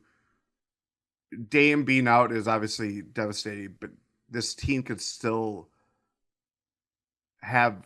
They have a ceiling, a very defined ceiling, but they can still try to put their best foot forward and still make something out of it in an Eastern Conference that is wildly open. Like, there's no slot in that's a contender that's going to go right to the Eastern Conference Finals or the NBA Finals that we can really just say like, yeah, it's an open shut case.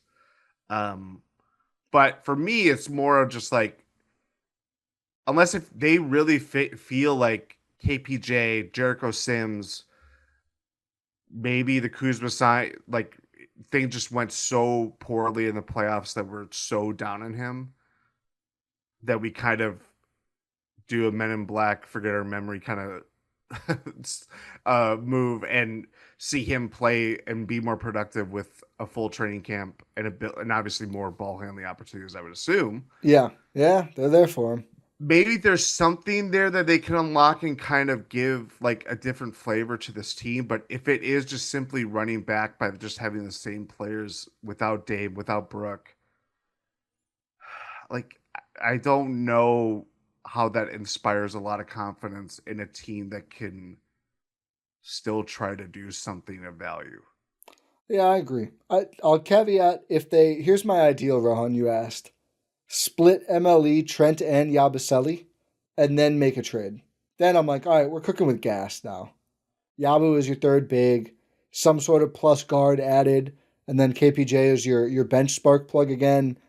Trent and Green at your 2, kind of figure out the 3, whatever. Or maybe you bring in a 3, whatever you do.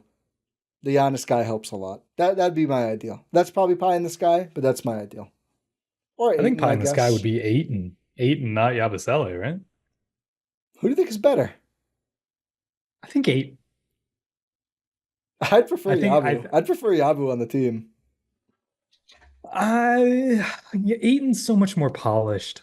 I saw a clip of him standing under the backboard out of bounds, watching his teammate, who's like a point guard, battle for a rebound, and he just stood there and watched. He went to the worst team. Yeah, I mean, he went to the worst city. He couldn't even get to the arena. That is true. That's true. They had to go take him out. They just didn't. They were like, "That's fine." They just gave up. They're like, it's fine. We don't have you for. I don't even think it snowed that day. I think it got cold enough. They brought a fire truck out there and said, "You're not getting out." That's when they were like, "Let's look at Yang." Yeah. So I forgot. Yeah, we got That's why Milwaukee is interested in him. They got paid roads here with us. So. Yeah, he can get out of the house. All right, take the hop. Yeah, take the hop. Take the. Ty, I'm sorry. I don't know if we're getting anything else. Go ahead and do the outro so I can hit stop recording and then we can see. Milwaukee acquires the 5 best free agents. Then we'll start right back up again, Ty. Fair. Okay. Fair. Okay. Whatever. I still win. We got TP. I still win. Yeah, you still win. But as we're saying, we will have you covered for all things Bucks free agency here on GSPN. But thank you for listening to this episode here on GSPN talking about free agency, part of Blue Wire and GSPN, brought to you by our amazing friends over at Prize Picks. Make sure you check out gspn.info for all of our links. Make sure you're subscribed wherever you're listening to or watching this podcast platform of choice, or YouTube, Pod Random. Aiden likes to play random, right? We'll say that. Pod Random. And we'll talk to you next time.